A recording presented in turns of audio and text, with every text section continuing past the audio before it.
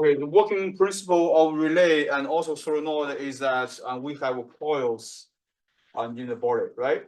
If this coil is energized, the electromagnetic field will be generated. So this field will do some mechanical work for us. So this is the working principle of this pulse relay and this solenoid. So relay and solenoid, and they can be treated as a sensor, also can be treated as actuator. It depends upon you want to get signal from it, or you want them to implement their your some missions and using them. So depend upon how these two guys are used. Now today we are going to talk about our another actuator. So this one, by the way, I posted all these slides for today. This Wednesday and this Friday's lecture notes on the blackboard. No blackboard, I'm sorry, canvas. On the canvas. So you can just download this, okay, if you want, or you can just, if you have some electronic device, and just pull it out and jot down some important points. Now today we are going to talk about the permanent magnet of the brushed DC. So this sentence, there are several meanings here. Okay, so first one, we have the permanent magnet. So permanent, what is the function of permanent magnet? And then we have brushed. So the brushed means that whenever you see some brushed, what comes into your mind, guys? If you have never heard or used this word, when you see brushed, what comes into your mind? Something has some brushes, right? Yes. And brushless means this something does not have the brushes. So the same, this is exactly the case. The brushed means that so this motor they have brush or brushes, and also there is a permanent magnet inside this motor. So here are today's objectives, and we want to understand the functional elements of the brushed permanent magnet DC motor and their function, the functional elements. And when we buy a DC motor, permanent magnet brushed DC motor, and even though before we open the case, usually when we buy a motor, we do not open the case, right? If we open the case, and this is the vendor will not give you a warranty anymore, right? So, but you should know what how the work. So understand how useful torque is generated from the interaction between two magnetic fields. And when we have this motor, if we have some this is we have motor, and after we energize it, and why? So this shaft can generate some torque. So we want to talk about this. So understand the torque means that this torque can do some mechanical work from the electrical to mechanical. So this is a transition. So understand the characteristic constants, the torque constants, and the speed constants. Whenever you buy a DC motor on the data sheet from the vendor, and you will see all these things on what they are and how we use them when we calculate something, when we predict something, and understand the back EMFs. So this one, this word is very special. It's very misleading. I want you guys to know. Okay, so it is called a force, but it is actually a voltage. So be very careful. This is kind of misleading. And we learn how to identify DC motor operating points and for peak power and peak efficiency. Whenever you are doing some project and you buy some DC motors, so you need to consider on what condition you have peak power and what condition you have a peak efficiency. And peak efficiency means the work generated and the work you input. All right, so last one, and learn how to select DC motor for given application. Any question regarding this slide? Any question? Question? So here is a very simple DC motor, and you can buy this DC motor about 10 or 15 bucks from the Amazon for this one. And I have one, and I forgot to bring it with me. Whenever you put some just energize it, and so this shaft will be rotating. When it rotates, it can do some work for you. So here, so permanent magnet refers to the means used to establish one of the motor's two interacting magnetic field. And how can we transfer the electrical power onto mechanical work? How can we do that? So based on what we have learned, either in the high school or in the this is sophomore or this is freshman in university, and we know that when two magnetic fields is interacting with each other, and there will be the mechanical force, right? So this is what we have learned. The brush refers to the method of commutation. Here is one word, and commutation. What is a commutation? And you should know. Whenever you see something new and you need to underscore, so these you are extending the frontier of knowledge in your mind. Whenever you see something new, underscore it and pay more attention to this new thing. Is that right, guys? Okay. So how to establish motors? The way in which coils are energized to establish the motor's other magnetic field. And so we know whenever we want this guy to work, we must have two magnetic fields. One magnetic field is from the permanent magnet. Permanent magnet means that even when you de-energize, even this motor is not energized, it is there. Okay, so it is there. It's permanent magnet. So another magnetic field is when you just energize the coil, energize the motor, and the motor is the coil inside, and they will generate another magnetic field. So these two magnetic fields, which is a permanent one, and which is the newly generated one, when you energize, and so these two guys will interact as a result and generate the torque. So the DC, and DC here, the motors operate on the DC the current. DC current means the directed current. That means the direction of the current does not change. On the contrary, we have another the word called AC. AC means the alternating current. Alternating current means that the current direction is changing periodically, right? For example, for these is about 60 hertz. 6 hertz means that 110 volts and 60 hertz. It means that every minute, every second, and it changes direction for 60 times. You guys agree? So this is the basic knowledge, and we know if you are not familiar with this, and when I talk, you can just refresh your memory. Any questions regarding this slide? For this slide, we know we have two magnetic fields. Question? Are you going to cover the difference between brushed and brushless? Yes, we will. So today we talk about the DC motor, permanent brushed DC motor, and then we talk about the applications of this motor, and then we talk about the brushed DC motor. Yes, that's a good question. So here, so I'm going to show you how it works. Right?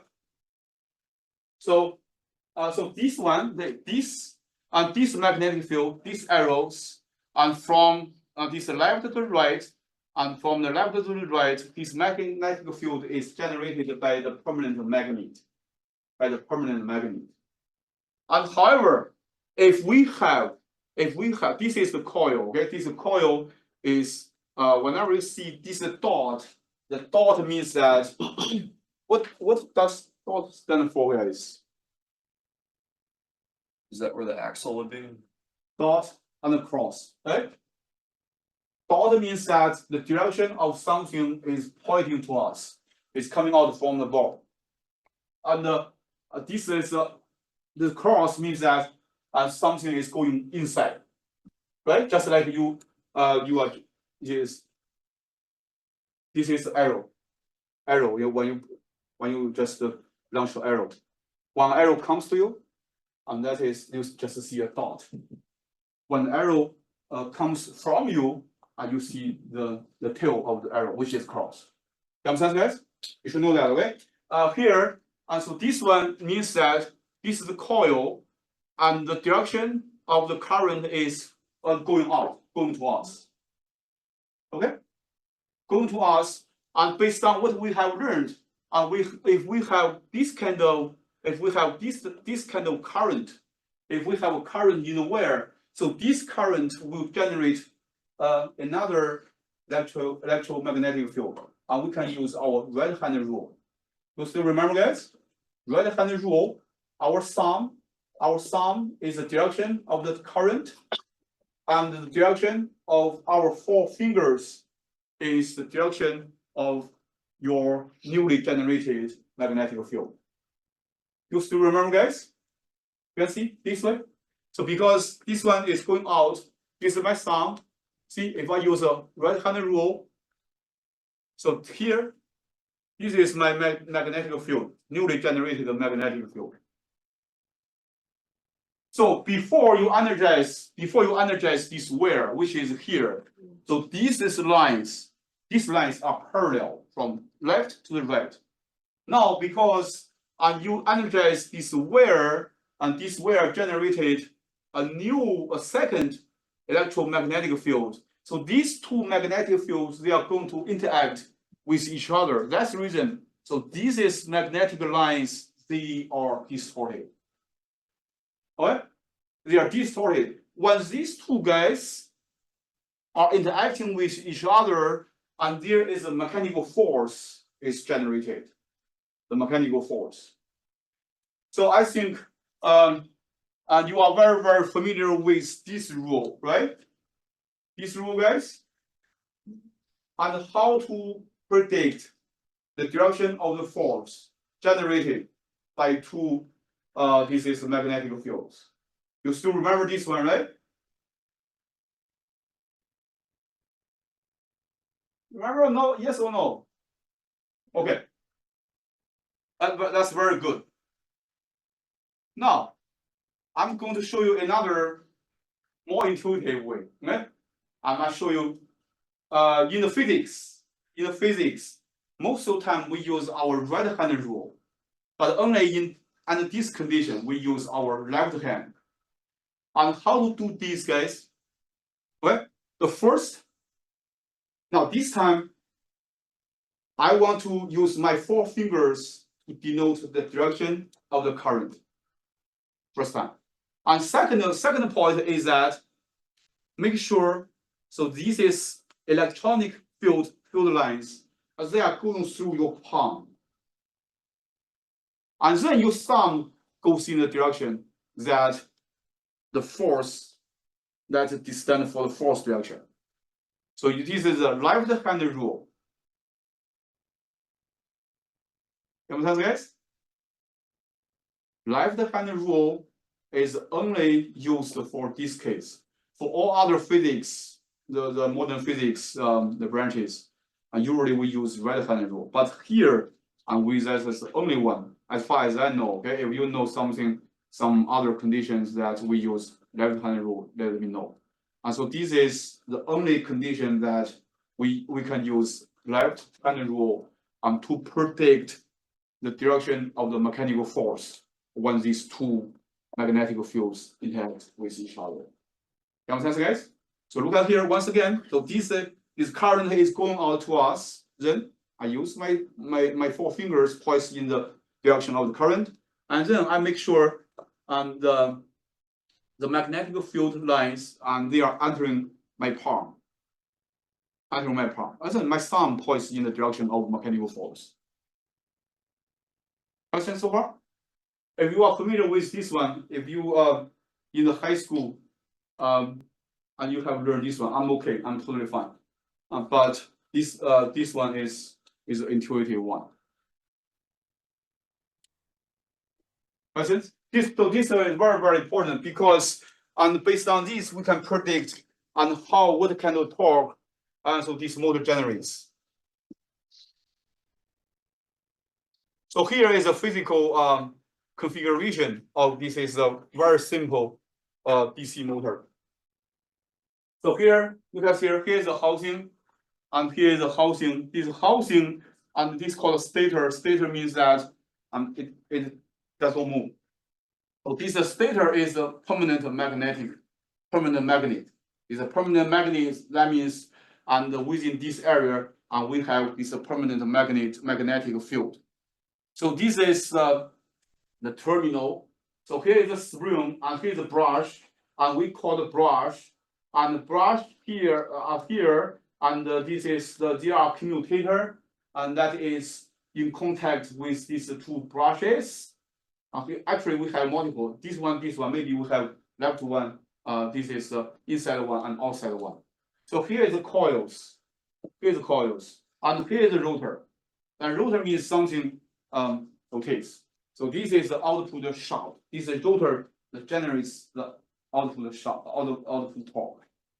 So how it works, guys? Because we have this permanent magnet.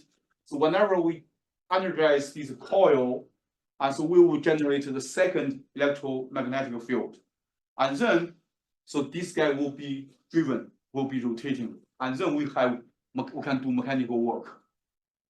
So this is pretty much and what we just talked about. Any questions regarding this one?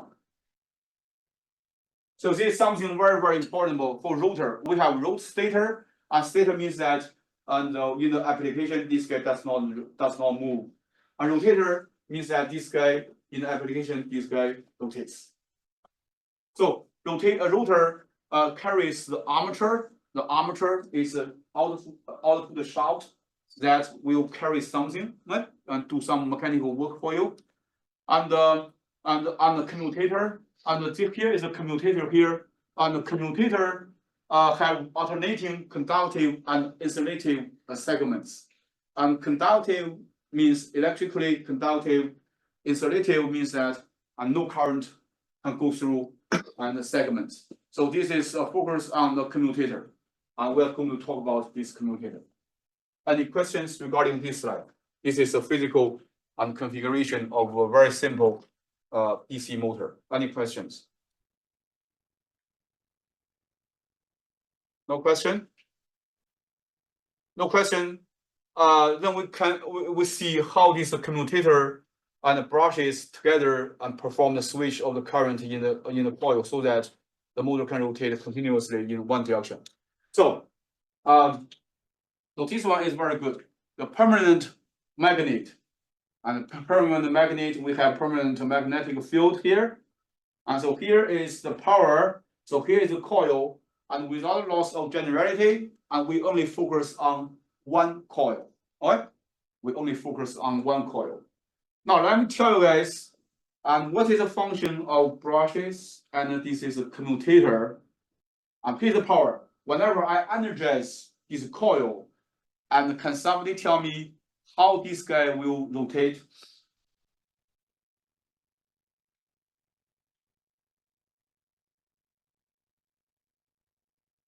Okay, I'm going to show you guys. Okay, so here is the North Pole and South Pole.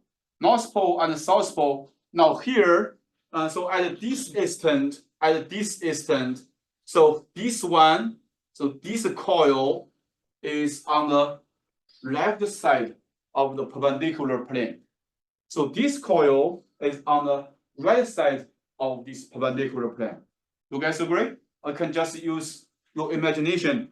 We just have one plane that is perpendicular and to these magnetic field lines. What? Understand, guys? Now, and based on here, I would say that the direction of the current is going this way. And the direction, let me write down like here. I'm not good at drawing this, just forgive me, okay? And so here, we have this current goes in this way. On this segment, it goes this way. Why? How can I know and it goes this way? Because based on this is rotational direction. I can use my right-hand rule. So this is N, this S. I know that at this instant, so this guy, the force must be going up. For this guy, the force must going down, right? You can see, I use my left-hand rule. From N to S, so the magnetic field lines enter my palm. So I know this direction of the mechanical force. Then this must be the current direction. So for here, I know the current going this way. For here, the current going this way. So for this one, if I still use my left-hand rule, right? So here the current, the palm is the magnetic field lines. So here is a mechanical force. So I know at this instant, and the force, the current goes this way on this segment, and at this instant, the current goes this way on the lower segment. Do you guys agree? Do you guys agree, guys? Okay. So as the time goes, because this guy is rotating, as I said, at this instant, so this segment is on the left and to the imaginary vertical line.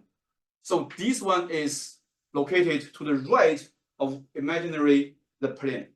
So as the time goes, finally, so this guy and this guy, they are forming a plane. Do you guys agree? Do you guys agree? If this plane coincides with the vertical plane, that means if this plane is also perpendicular to this magnetic field, and what will happen, guys? What will happen? Because of inertia, because this guy is rotating, right?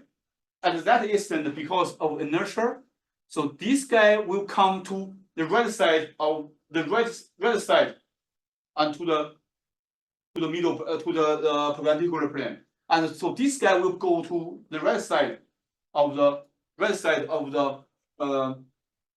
perpendicular plane. Do you guys agree? At this time, if you do not change the direction of the current, what will happen, guys? Yeah, okay. Let's see. Now the force going up, right? This force going down, and this guy can rotate this way. And however, when this plane coincides with the vertical plane, and this guy goes a little bit to the right, so this guy goes to a little bit left, right? If the current does not change, that means the force on this coil, on this right segment is still going up.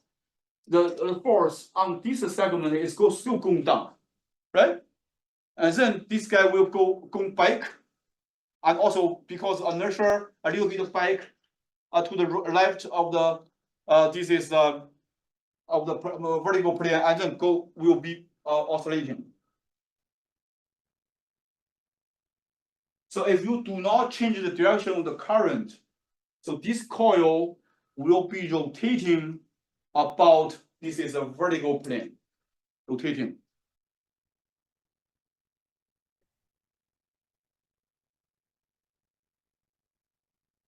You understand? So that's the reason. After this is the plane formed by this segment and this segment, and coincides with the vertical plane, and we need to change the direction of the current immediately. And then, so this coil can be rotating continuously following the same direction. You understand, guys? And who can volunteer to tell me this? Just to repeat what I just said, or paraphrase what I just said. Michael is smiling. You're saying that one side's supposed to be on the upper end and one side's on the lower end, and that to keep them switching, you have to flip the poles. In order, if we do not change the current of the current direction, and so this guy will be rotating, right? Will be rotating about, or will be rotating this way. So this is a vertical line. This is a vertical line, and so this guy will be rotating and this way and this way. So this going back and forth. Still going back and forth. And however, if, as I said, if you want to have continuous rotation of this coil, and after these two guys come to this the plane of vertical plane, and you need to change the direction immediately, then and you will have continuous rotation. Let me show you guys. If at this point, okay, so the force going up and this force going down, I'm rotating this way, right? However, after this guy comes to this side, and then if I change the direction, so this is my original direction of the upper segment. Now, if I change the direction, I change it this way, and then guys, the force will go down, right? And this force will go down, and here this guy, when this guy rotates this way, the force going up, and then they can rotate continuously. I want you guys to paraphrase what I just said in the final, not final, in the exam 1 or the quiz 1.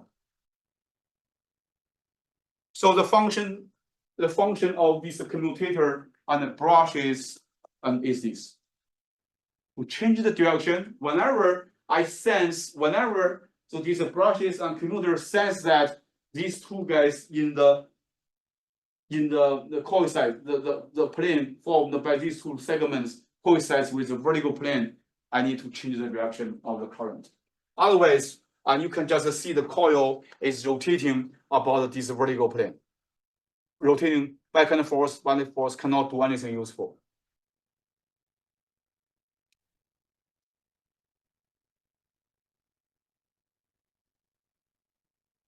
So here is a electrical model. We can use the mathematical model for this one also. Electrical model for the brushed DC motor, a series of 3 basic electrical components. And we just suppose we have resistor, we have inductor, and also we have a source. This is the power. You can see. So this is called electromotive force, and it's called EMF. And be very careful, guys. Electromotive force, even though this guy is called force, but essentially this guy is a voltage. Okay. Whenever you have an interview with your employee, maybe some guy just want to ask you to test your understanding of this. Tell me what the force and usually what is the units for the electromotive force, and don't tell them the newtons or kilonewton. Now that's very misleading. Just tell me the force. This called force. What is voltage? Okay. So EMF. This means every motor is also a generator. The same thing. Every generator is also a motor. So just like the same coil, electromagnetic, the fields, and it's just like the same coil, the two sides of the same coil. Whenever you have an electrical motor, and this guy is a generator. Whenever you have a generator, and there is a motor. Questions? Questions so far? So the takeaway message for this one is EMF, electromotive force. It is a voltage, not a force.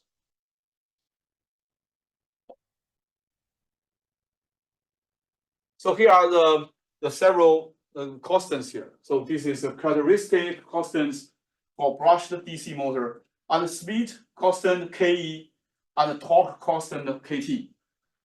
So okay, the value of the two constants is determined by the construction geometry, materials properties of the motor, and based on the physical configuration of the motor.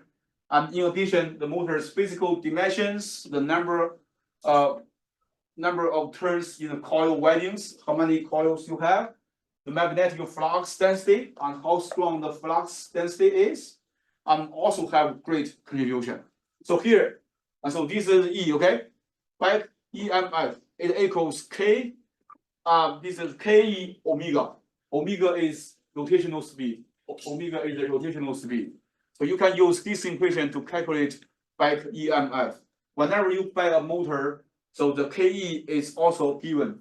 So that means the vendor have done these tests for us already before, and they sell us. And you can just check the data sheet from the vendor, and you will get this KE. And then you can use this equation to calculate this is a electromotive voltage.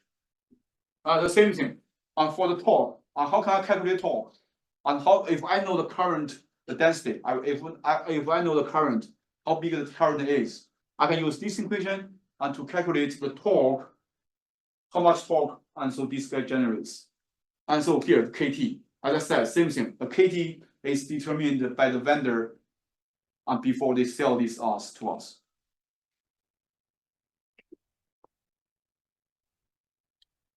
Questions so far? No question. Also pay attention to the units, rotational speed, radian per second. The I is current. Be very careful, okay? The I is current when you use ampere, and there's a very big number. Be very careful. 1 ampere, the current can kill these living organisms instantly.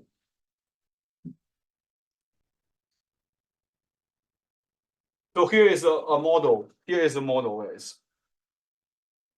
Here is a model. Here is the power.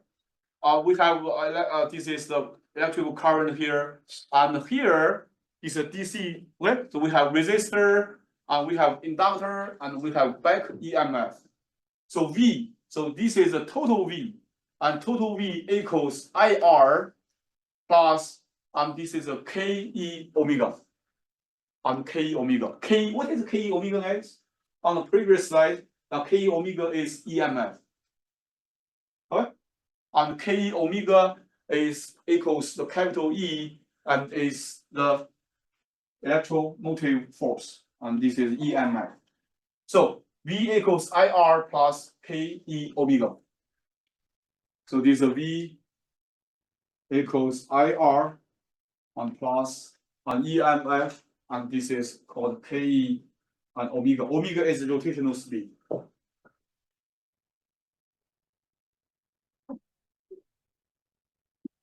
So the higher the rotational speed, you can see the higher V is the V. So this V is the power, the source power, it is fixed.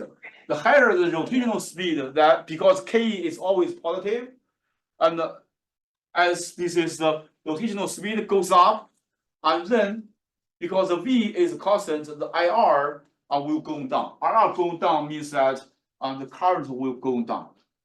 Current going down, and then the torque will go down.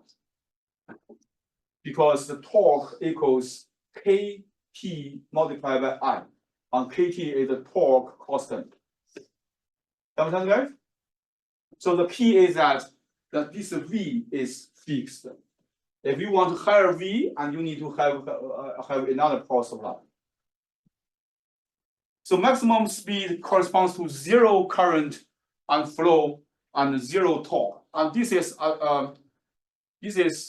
understandable. If we want this omega, to be the maximum, this guy is constant. That means you want IR to be the minimum, right? IR minimum is zero. That means zero flow and zero torque. R is resistant, the constant. And when I equals zero, that means no torque. Because we know that this is the torque T equals KT multiplied by I. This is torque constant, and this is current. This is I. So minimum speed corresponds to maximum current and torque. Minimum speed. If we want this guy to be zero, then this I will be maximum. And this I maximum, then this torque will be maximum. Okay? The key is that this guy is constant. The V is constant. V does not change. If V does not change, if you change this value, and so this term will be changed in the opposite direction. Questions? Right? Now, luckily, guys, in this course, we do not have too many these math equations to use. Okay? Hands-on experience, build, design, and test.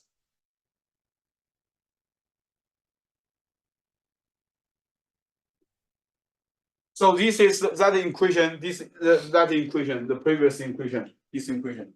So this equation can be further simplified, use that one. I just rewrite this omega in terms of other these parameters. So this is omega and this torque, and we can just draw the paragraph. We draw this is the curves between this omega relationship between omega and the torque, and we can see that a no load speed and no load speed. And we call this is omega no load, right? Omega no load here. No load means that torque equals 0. It's called no load speed. Second one is store torque. This is store torque. Store torque means that the velocity equals 0. Just as an instant before this guy rotates. It's called store torque. Store torque always is the maximum one. Store torque and the store current occur anytime the motor starts from the step. They call it store torque. There are two concepts. One is a no load speed. One is a store torque, and you should know that, right? And store torque means that at that time, no speed before the motor rotates at that instant. So that you have store torque. Store torque is highest one. No load speed means that I don't have any load, just like this guy rotated freely. That is no load speed. No load speed is if this guy does not carry any loads, definitely this guy rotates the maximum, right? At the maximum speed. Do you understand, guys? Okay. And then we move on to next slide. You come again this slide. I do not know.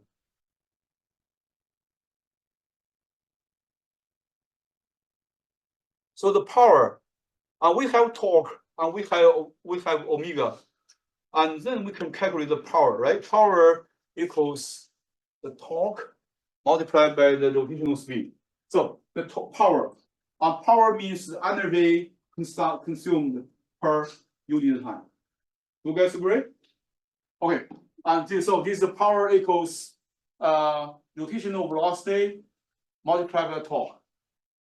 So no load on the shaft. If there's no load on the shaft, the velocity is the maximum. The torque equals 0.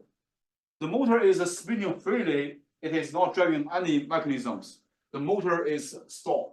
Motor is stalled. It means that we do not have any omega. We do not have any speed. So you can have. So this is the speed. So this is the torque. Is the torque. You can know. Is the speed. If the speed is very high, the torque is very low, right? If the speed equals 0 and we have maximum torque, we call it store torque. Right, guys? If we have 0 torque, and then we will have the free speed, no load speed, which is maximum. So we know this straight line describes the relationship between torque and speed. And then we can look at this is a dotted parabola. And dotted parabola describes the relationship between the speed and the power. And you can see in the middle, when the speed is half of the maximum speed, and so we have the maximum power.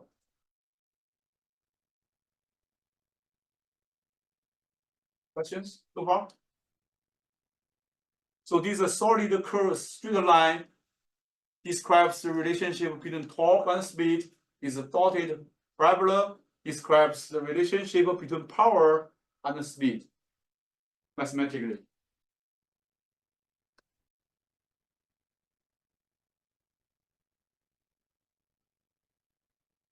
So P equals 0 and no load on the shaft, P equals 0.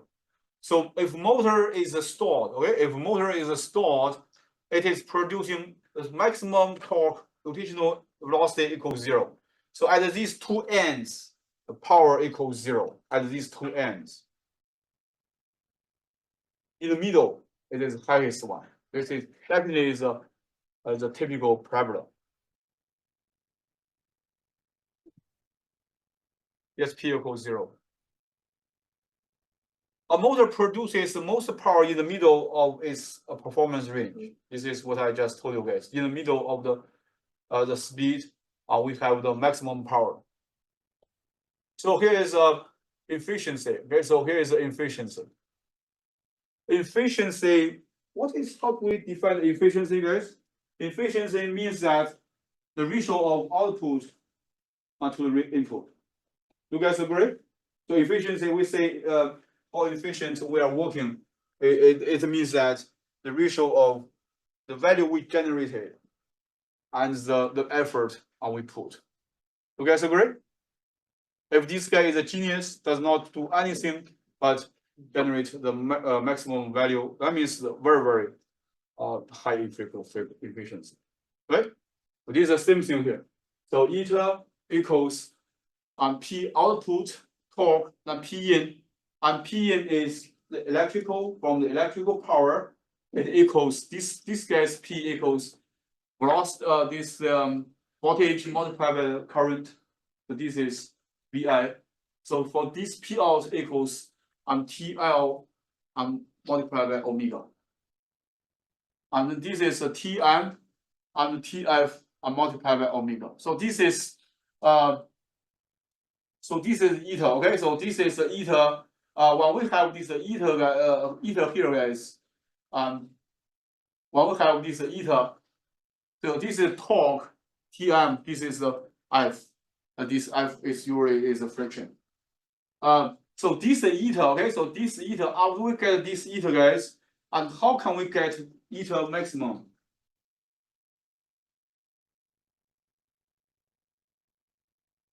Whenever we get a expression of something, and how can we get these guys the minimum value or is a maximum value? Ready? You take the derivative and find the zeros. Yes. Okay. Sample ready. Okay. So this is if we know this one, and then we take the derivative of eta, and with respect to the I, and then let this guy equal 0.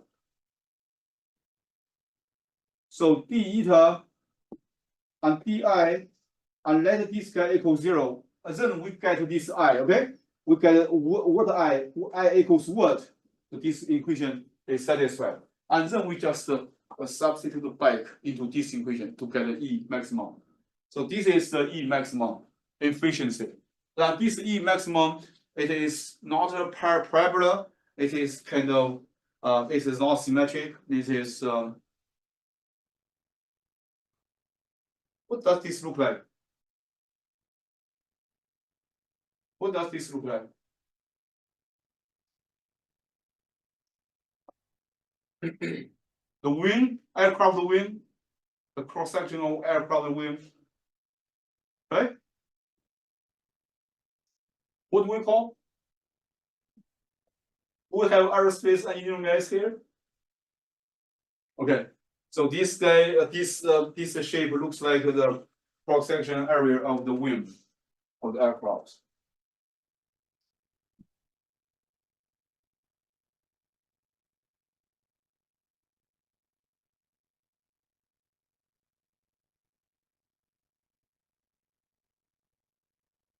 Motor efficiency on very high speed, we know on very high speed, we have low torque. So this is dominated by the friction and hence not efficient. So friction, okay, is because this guy is rotating. Because these two guys are rotating against each other, there must be rotation, there must be friction. On the rotation between the commutator and the brushes, we have friction. This friction will consume energy, and we just spend this energy without getting anything good.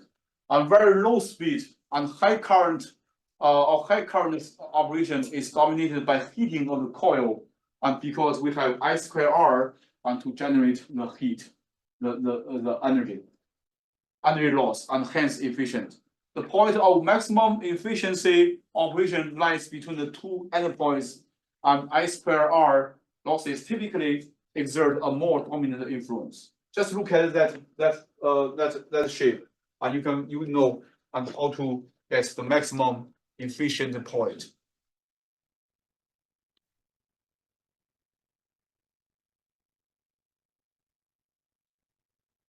So gearing, guys, you guys know gearing, right? So I think most of you guys have taken the machine design with me. Is that right? So you can see, so this is gearing. So we know the force, right? This is the force. We know the force, right? The force is from another gear. So this torque equals the force multiplied by R. The force, because Newton's third law, the force, the action and reaction force between two interacting objects is always the same. So the torque equals P equals F multiplied by R. Rotational torque generated at the center of the gear is equal to the gear's radius times the force applied tangential as the